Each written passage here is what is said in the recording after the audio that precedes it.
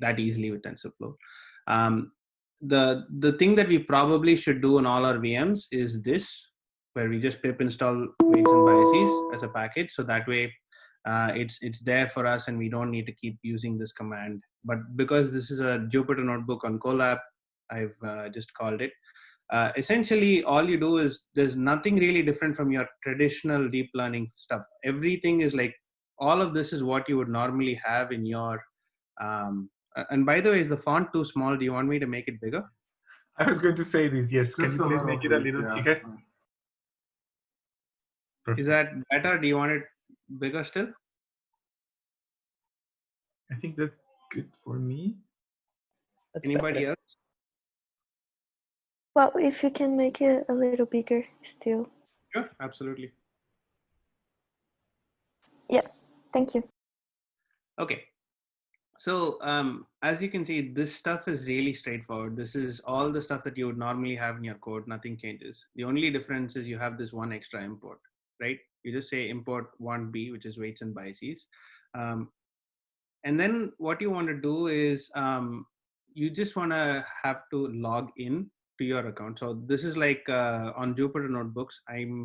My guess is that you probably can bypass this step if you're doing it on our VMs and are writing Python scripts, but we can verify that. But on It's true. I just tested it. You don't need to install it. It's already satisfied. Requirements already satisfied.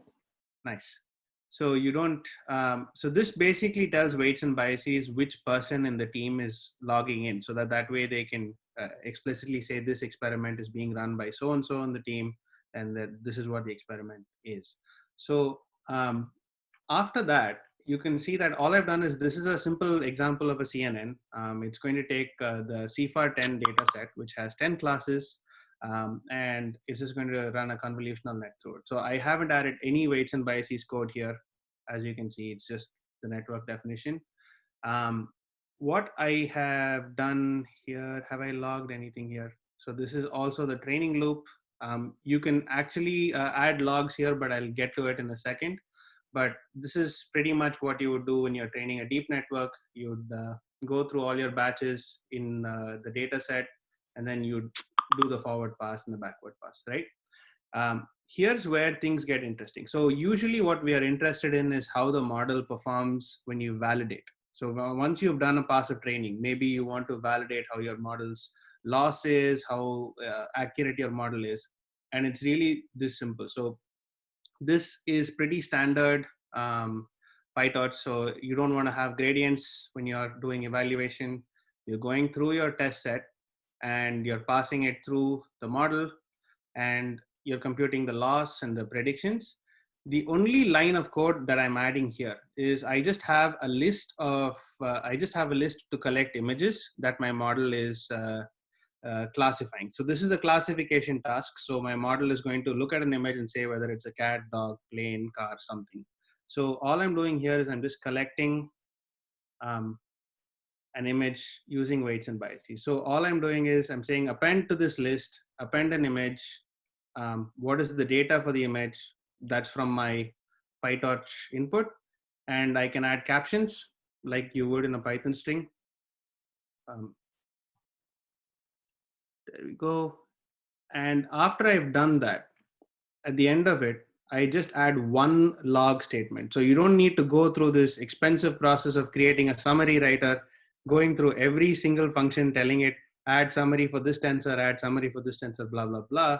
Instead, you just add one log statement right here. In this case, I'm logging the images. So this is going to tell me what predictions my model is making, for example. This is going to tell me what's the accuracy after this epoch of training on the test set. And this is going to tell me the loss. So clear so far? Any questions? And this is all of their standard stuff. So I haven't written any extra boilerplate code. Now, what I really want you to look at is just this. This is, if there's one thing that you take away from this demo, is this. Our team is called star spots. So look at the name of the team. So when you initialize weights and biases, just make sure to initialize it with this entity, saying that I want to log experiments to this project. And within that, let me rephrase. I want to log experiments to this team. and I want to log experiments to this project. So that way, when you have multiple projects, maybe you have a Bayesian neural network project, maybe you have a scikit-learn project. If you give a unique identifying name, it's just that much easier to filter your experiments by the project later on. Over here, these are all just things that you can add. It's not necessary, but what this does is it tells weights and biases, the details of your experiment. So you're basically saying batch size is this, I'm doing these many epochs, my learning rate is so and so. So this is all stuff that is just information that you can log voluntarily. It's not something that you absolutely have to do. So I've just done it so that I can show you a really nice feature later, once I show you how the actual weights and biases board looks like. After that, this is just the main function, right? Pretty much all I'm doing is loading my data as I would in PyTorch. I'm converting my model to the GPU, since this Jupyter notebook supports GPU. And just this one line, I'm just saying, watch my model log everything, right? So I've how many statements have I added? I've added about 3 statements in this entire pipeline so far. Like I've added an init, I've added one log statement here that sort of logs the validation images, loss, and accuracy. And then all I've told weights and biases to do is watch the model. And here's where it's really nice, because at the end of training, when you want to save out the model, you can actually save it at weights and biases as well. So you can have a copy of your model saved on weights and biases to retrieve later, just in case you lose it.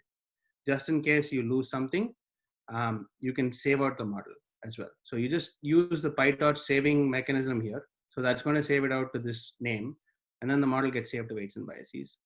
After that, that's literally it, right? So after this, I just started the run, and this is where my run is, I think.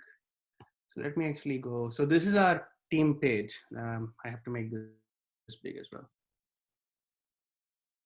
So as you can see, the reason that I asked you guys to log in, you might not need to do this, but it's usually useful, is that it tells you who's logged in, what was the experiment, is it done, what is the name of the project. In this case, I've run 2 versions of my PyTorch demo. I'll show you why.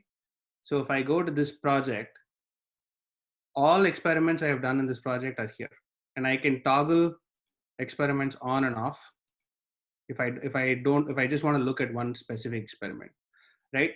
And this is why I said it's good to log all the config information, so you can literally see side by side what you changed between experiments, batch size, learning rate, and what were the consequences of that. So in this case, my test accuracy was doubled, my loss was much less, and you can also see things like gradients and stuff. I'm not showing that, but that's how detailed you can go, right? The other thing is you can, just like TensorBoard, you can like literally scroll through this. This is a living plot. It's not static. So you can, at every epoch or whatever you're looking at, you can look at exact values, and you can make your custom plot. So if you save other metrics, you can create. So for example, if I went here, I have all these options to create any kind of visualization I want. And but that's not the only thing that you can do. So remember, I logged out the images. So this is basically telling me in one of my experiments, the prediction was a cat and the ground truth is a cat. In this other experiment, the prediction from my model was a dog. This is the one that performed worse, and the truth was a cat. So you can log, you can visualize predictions, you can see what's going on. And if you're concerned about GPU usage, CPU usage, temperature, if you're more of somebody who geeks out, everything is here.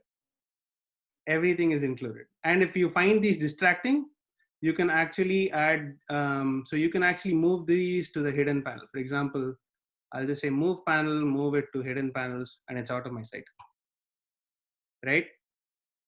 And now here's the next thing. So if I want specifics about an experiment, so I went here, I can actually look more in detail at the gradients, the loss, more detailed predictions. So so you can see it's logged so many examples, and this is just the beginning. You can do a whole bunch of stuff. Then if you go into the system specifics, you can see for this particular experiment, what was the utilization, what is the network traffic. If you want to look at your model, this is how your model is defined. The layers in your model, what are the number of parameters, what is the output shape. So if you're ever confused that you haven't written the model correctly, you can come here. These are the actual logs. So if you were doing print statements and stuff, they'll all appear here. And these are the files. So you can see that it has a Python notebook, which for that particular session, it has the history. So technically, I haven't opened this yet, but you could go and see if it has all the, what do I say, all the code from that session. It has all the images you generated from that session. It also has a JSON file of the graph. It also generates a requirements file. So if you want to say pip install -r requirements, it's all here. And let's see what else. And this is the code. So this is exactly the code that I used to generate this run.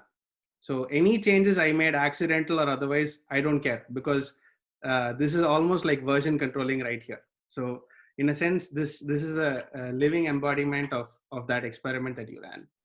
And if you just want an overview of the experiment, you just go here. This takes you back to the Colab link where I generated the code. A quick summary of all the parameters. What was the result? Python version, anything else. So, and you can rename runs as well if you want. So if I want to say PyTorch working CFAR 10. That's it. And then you can add a description on why it makes it special. The other thing you can do is this idea called, where was that? Pretty sure I could do that before. Maybe I should go here. Right. So I sort of went back into the overall project, which is PyTorch intro. I can look at all the experiments I have for that project. This is where it gets interesting. So I can actually create a technical report right here. I'm not going to do it, but this is markdowns. You can add sections like, let's say I want a line plot, and this is the step, and this is my test accuracy. My plot is here. That's it. My plot has come in here, and then I can add a whole ton of text right there. And this is a living plot, and you can download your report as LaTeX. So you don't need to write LaTeX source for your report. And let's see. So I don't want to do anything right now, so I'll just discard it. So this is just for PyTorch, right? So now let's actually go to scikit-learn. So I did the same thing. It's actually a lot easier to do with scikit-learn. So, so in this case, I just loaded a toy data set. So this is the Boston housing prices data set. It's a regression problem. And all of this should be really familiar to you. You're not changing anything. I've added like one line of code per model saying log everything for this model. And after that, I haven't done anything else. So if I run that, I basically come here. It tells me residual plots, cook distance, summary metrics, what's the MSE, MAE, R2 score, the whole thing all over again. So I haven't covered this in this tutorial just yet, but you can actually do hyperparameter sweeps as well. So you can find the exact combination of hyperparameters that gives you the best results for your task. And you can have a visualization that allows you to interactively choose which ones are working. There's also something called artifacts, which is versioning your data set. Your models, your results. I haven't used this much, but if once we get to that point, I can sort of talk to the team and try to figure out how to use this. But this is a bird's eye view of what we can do. And if you actually go to your Slack channel really quickly, let me show you. So there's this channel called think I created a, yeah. So there's a private channel to which you are all added. It's called Star Spot Experiment Logs, right? Every time you finish an experiment or your experiment crashes, you'll get a notification in that channel. It'll tell you who ran the experiment, what the experiment was, and whether it was a success or failure. So you literally don't need to do anything other than add 2-3 lines of code, and it'll save you a ton of time.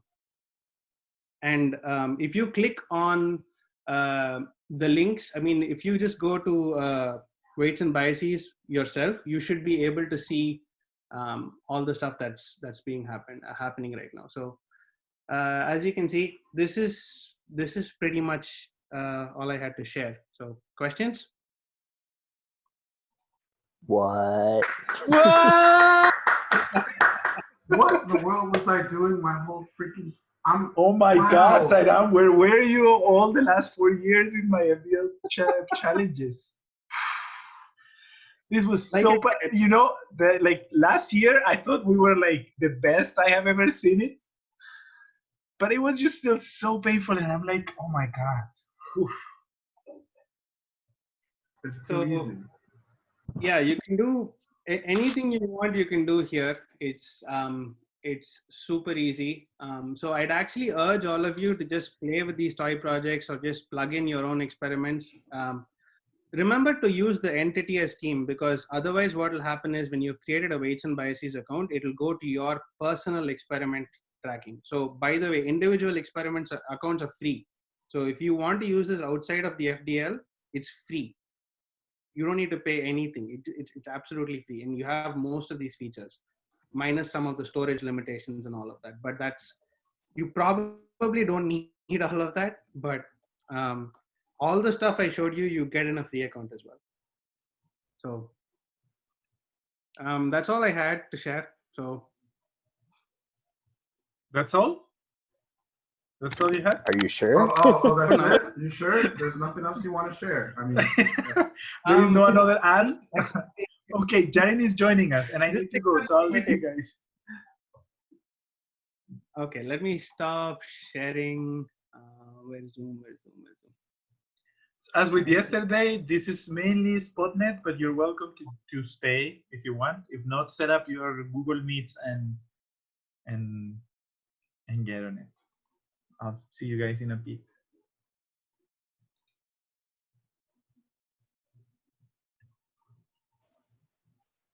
Hi, Yaron. Is it okay if we record the conversation so that people can